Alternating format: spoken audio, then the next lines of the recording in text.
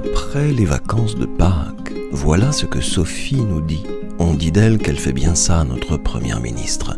Elle a des choses pas drôles à dire, et avant de les dire, elle dit qu'on s'en sort bien, qu'on est courageux et responsable, et que cette part-là, c'est la bonne part.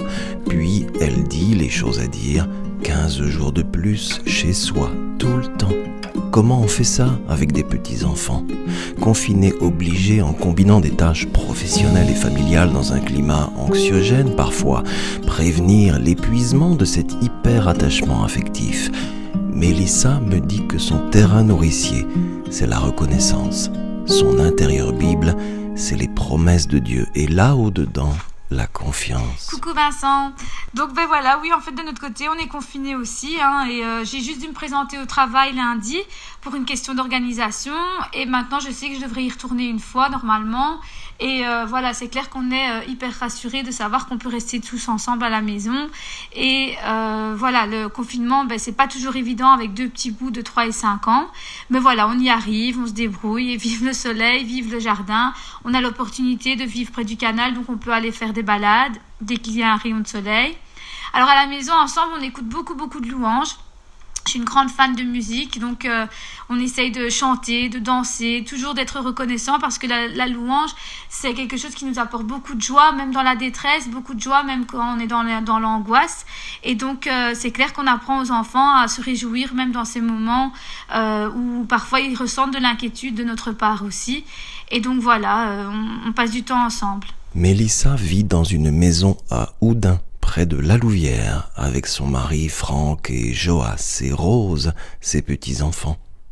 Il y a un beau jardin dehors et sur les photos du jardin, on voit un grand arbre, un arbre à cerises et d'autres arbres à fruits plus petits. Jésus fonctionnait toujours comme ça, à dire « Regardez, voyez autour de vous, voyez-vous la vie autour de vous ?» Disait-il ça pour nous encourager, pour nous inspirer ? Je demande ça à Mélissa.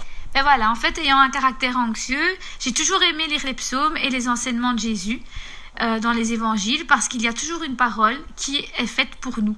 À un moment ou à un autre, parfois on peut avoir lu une parole, une parabole, un verset des psaumes, on peut l'avoir lu 10 fois, 100 fois, 200 fois, et il ne va pas spécialement nous toucher. Et puis tout d'un coup, à un certain moment, à un moment donné dans notre vie, on va avoir l'impression que bam, il y a vraiment un verset qui a été écrit pour nous, pour la situation dans laquelle on vit, pour les stress que l'on vit, les angoisses que l'on vit, que l'on partage parfois aussi. Et voilà, je pense que maintenant, Dieu nous appelle aussi à se placer devant lui, à savoir qu'il est Dieu, tout simplement. Et maintenant, on n'a plus aucune excuse en fait. On a le temps de passer du temps dans la parole, du temps devant lui et se dire « Ok, maintenant, je m'occupe de tes affaires et Dieu, je sais que tu feras le reste. » La parole que Jésus nous donne est faite pour nous. Les psys sur les écrans en ce moment nous disent de structurer notre espace-temps, de trouver son espace intérieur, de stimuler nos 5 sens. Si on ralentit sur la parole, on reconnaît que Jésus le disait déjà complètement. Il disait « Posez-vous, ralentissez, regardez autour de vous le vivant. » Que voyez-vous ? Dimanche passé, je regardais par la fenêtre et j'ai vu un petit oiseau qui picorait et qui avait un petit ver dans son bec. Et directement, j'ai le verset de Matthieu 6 qui m'est revenu avec le fait qu'on ne doit pas s'inquiéter parce que Dieu prend soin de nous. Comme il prend soin des petits oiseaux et comme quoi on vaut bien plus qu'eux.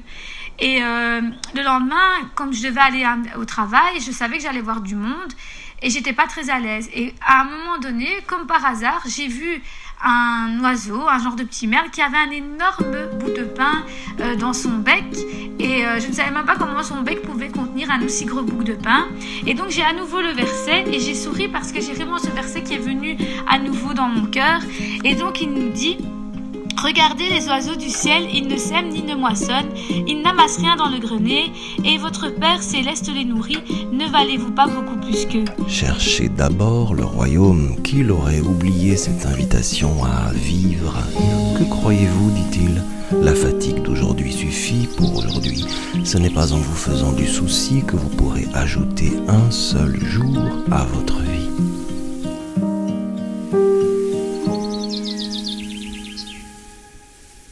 Attention, La Bible peut faire gravement du bien à la santé.